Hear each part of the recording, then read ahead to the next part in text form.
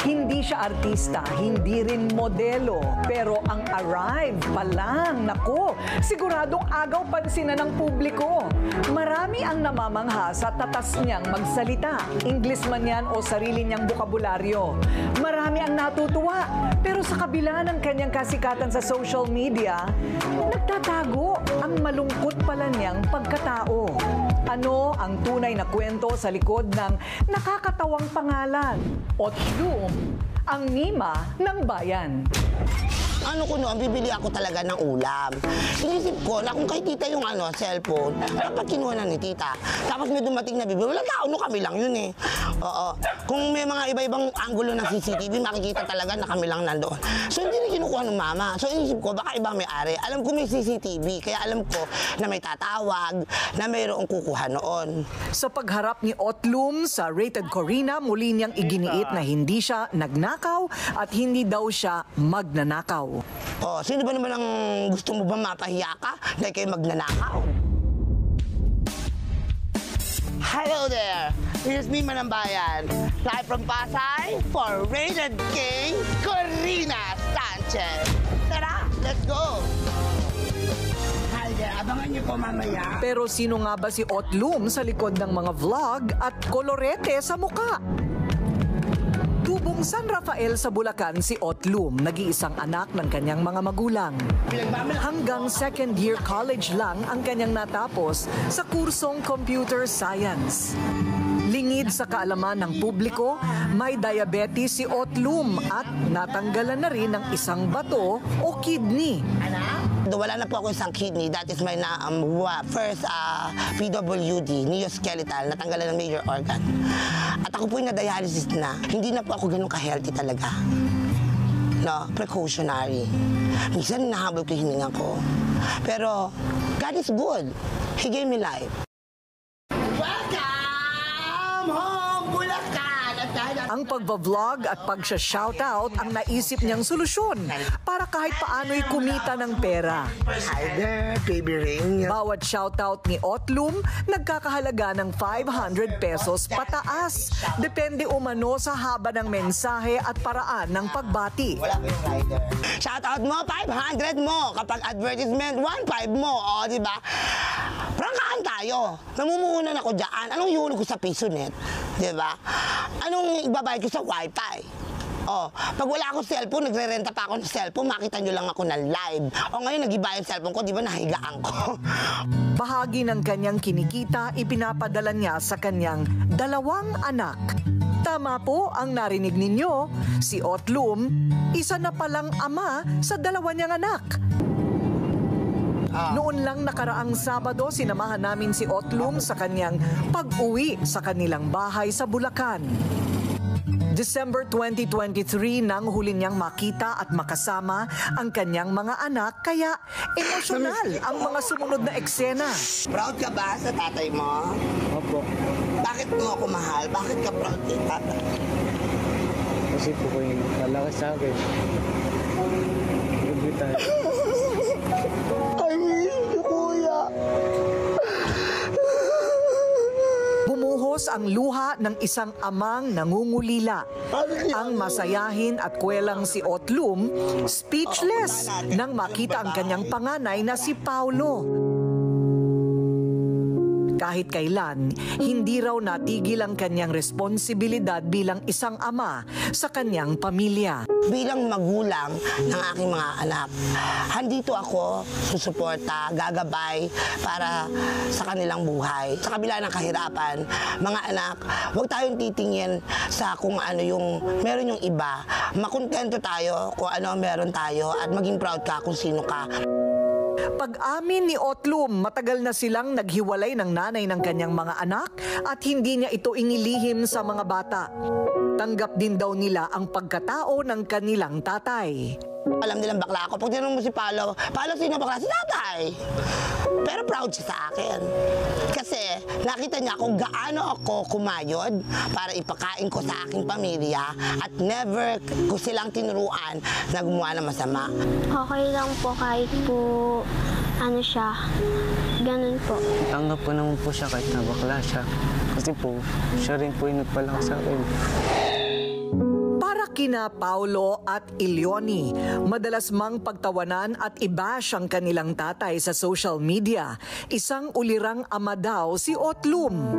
Ang pakiusap nila sa mga bashers, tigilan na ang pambabati ko sa kanilang ama. Kung ano man yung nakikita nila, dapat hindi nila makita kay tatay. Huwag na lang nila pansinin yun. Kasi hindi naman sila pinapakilamanan ng tao. Kasi hindi naman din sila yung nasasaktan eh. Yung tatay namin. At eto na ang big reveal. Hindi lang basta tatay si Otlum dahil malapit-lapit na rin siyang maging lolo. Kasalukuyan kasing nagdadalang tao ang kinakasama ng kanyang panganay na si Paulo. Sinabi sa akin ng kapitbahay pa may sabi, "Hoy, hindi ba alam, magiging lolo ka na?" Ganon. Ganon ano ka talaga ang kulit ang apo ko. At ang apo ko ay magiging close sa akin. Bukod sa Otlum, binansagan din siya ng mga netizens bilang si Hard Evangelista dahil sa kanyang mga kabog na OOTD.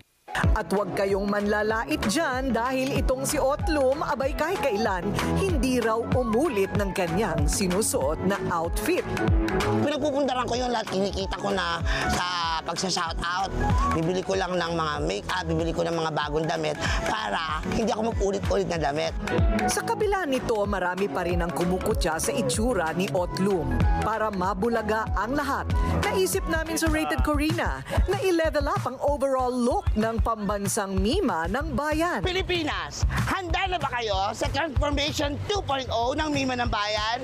Bakal! Dinala namin siya sa sikat na hairstylist na si Lord Ramos para bigyan ng makeover.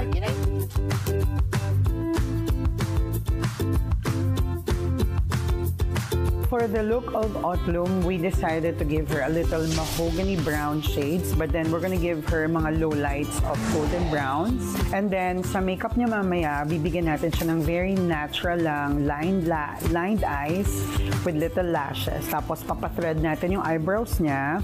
And then we'll give her natural beige lips para natural woman lang ang dating.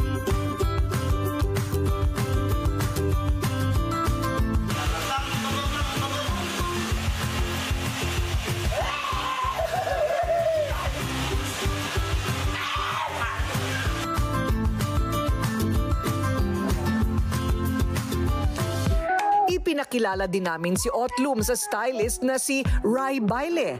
Si Otlum kasi talagang nakikitaan ko siya, the way na magdamit siya is she is sassy, very classy. Tapos ang taste niya, hindi siya masyado very overdressed.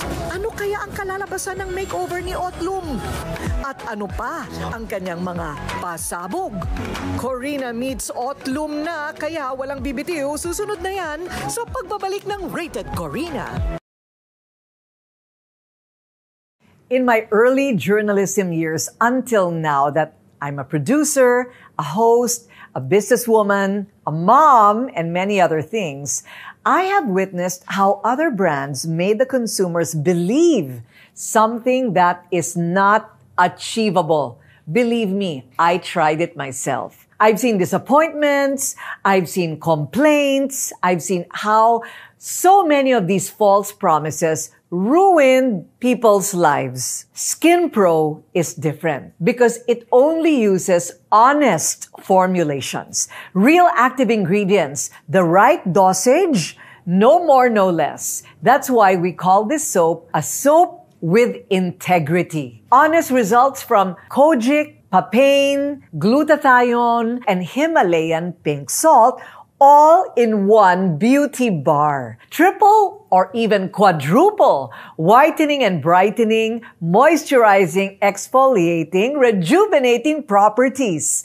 Isn't it the perfect soap? Skin Pro is the real deal. It has everything significant and scientifically proven effective to address all of your skin concerns. I'm Corina Sanchez Rojas, and I chose this soap with integrity. Skin Pro. nga lang sasabihin ko sa lahat ng mga sikat na iniidolo nyo, tingnan ninyo kung sino ang pagpinuntahan nyo sa bahay ay bababain kayo kahit may muta pa agad-agad at hindi kayo paghintayin ng 48 years. Real talk kung magsalita, palaban at walang inurungan. Pero sa likod ng social media, Make me sad. Shout out sa mga viewers ni Otlu. Bakit ka nandito ngayon? Ako yung writer mo dito. Sorry po. Alam ko si Diwata talaga. isa palang dakilang ama ang Mima ng Bayan. Ito po ay nag-iisang bima ng bayan. Bukod sa kanyang tatas sa pagsasalita, isa pa sa pinupuna ng mga netizens ay ang kanyang itsura. To the rescue dyan ang Rated Corina. Dahil isang makeover ang nakatakdang mangyari ngayon sa kanya. Susubukan nilang i-level up si Otlum. Mula sa kalsada, nag-level up na siya ang pambansang Mima ng Bayan. Otlum, rarampa na dito sa rampa. Sosyal, kabugera, literal na head turner na si Mima. So ano naman ang masasabi mo sa makeover mo? Well, this is the very first makeover that I've done all my life. So I may say it's the perfect one. You know, they have my eyebrows and eyelashes and then my hair. And then mula sa steel brush mom ngayon, nagkaroon na ng buhay ang aking hair. And so I would love to say thank you so much to Lourdes Ramos of Lourdes Creations. Talaga, ngayon mukha ng tao ang dating kalabaw na tao.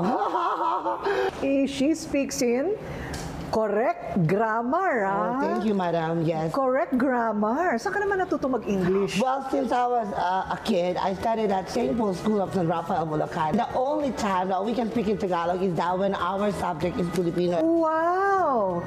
Lovely. Ano naman ang masasabi mo sa mga patuloy na nambabash sa'yo? Sometimes I think people have just inggit sa katawan.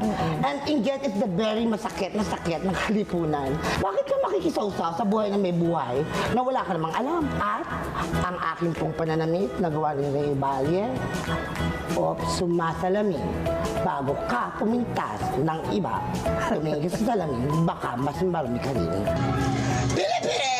Hindi rin nakaligtas sa mga bashers ang issue na siya daw ay gumagamit ng droga. Matapang naman niya itong sinagot. Marami nagsasabi, high na high ka daw. Hi na hi. Do I look high, ma'am? You're very tall. Oh, yeah. Okay, so I'm looking high up, okay.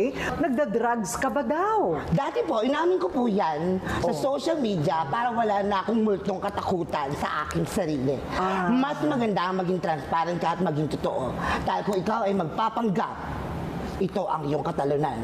Nilinaw din ni Otlum ang balibalita na siya daw ay may sakit sa pag-iisip. May problema ka ba daw sa pag-iisip? True Oh, or the doctor had false? said that I am a PWD with depression that caused me psychosocial disability. Eh, tapos yung iba naman, pag sinabi na punta ka sa psychiatrist, baliw ka, ganyan mga presumption, mga baliw kayo. Magpakatotoo kayo kung mahirap ka. Bakit wala naman mawawala? Sa puntong ito, ibang Otlum ang aming nakita. Humble pala ang online superstar. Diba? What do you say na trending ka, sikat ka na ngayon? Alam mo, Ate Corina, hindi ko inisip po na sikat ako. Never in my whole damn life I would see myself as sikat. Ang sikat sa akin, sikat Chupoy. Dahil ang mga sikat nagpapahintayan ng kapwa niya 10 oras din sa lobby.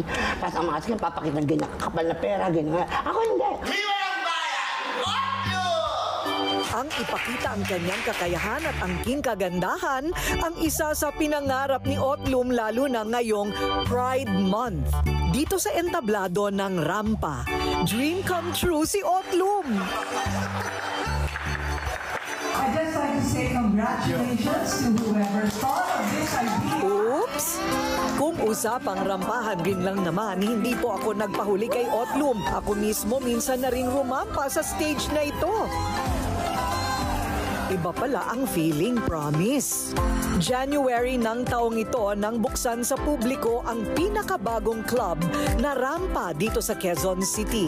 Ito ang sinasabing pinaka-inclusive na club para sa mga miyembro ng LGBTQIA+ community dahil ang mga taong nasa likod nito, mga miyembro din ng LGBT gaya ng mag-asawang Lisa Dino at Ai Sigera, Drag Race Philippines Season 1 winner Precious Paula Nicole, at kapwa niya drag queens na sina Viñas Deluxe at Brigading, kasama ang negosyanteng may-ari na si R.S. Francisco.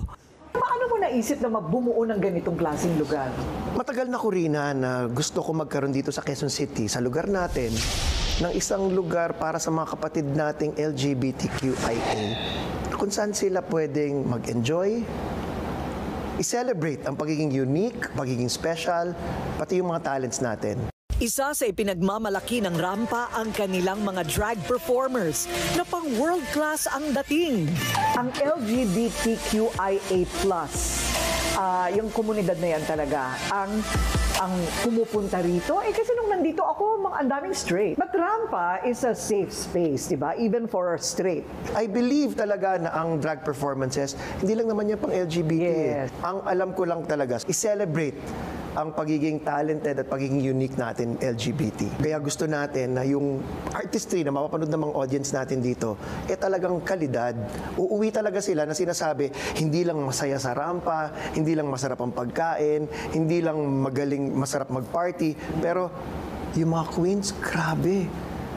Grabe yung mga ginawa sa stage. Dito, sa tulong nila, Precious Paula, we create the whole magic of illusion. So, what's to look out for on certain days dito? Every Wednesday, meron po tayong Spank Wednesdays.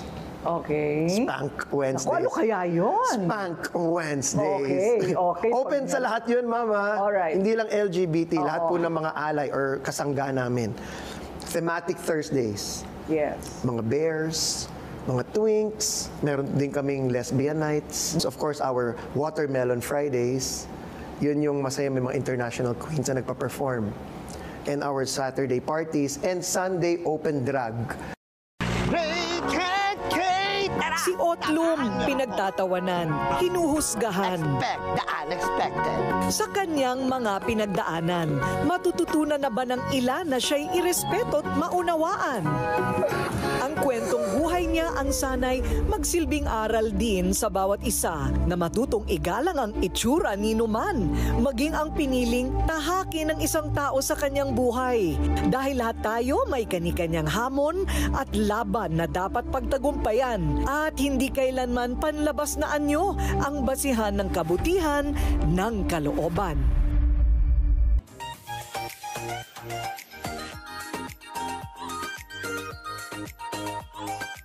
The Pampakit. Itong Pampakit, ang bago nating packaging is meron na siyang bintana. So, hindi nyo na kailangan buksan. Naku, yung mga miron, bubuksan, tatanggalin para makita kung nandyan ba talaga sa loob lahat ng 3 products all in one. And you save 95 pesos pag bumili kayo ng kit na. Kasi nabibili naman ito ng tingi-tingi. But if you buy the kit, you save almost 100 pesos. Sayang din yan, di ba? So inside, you have facial wash, and then the toner for pH balance, the micellar toner, and the bestseller 15-gram K-Magic Facial Skin Cream. Yan ang iyong beauty routine. Okay? So, ito ang tinatawag nating Pampakit.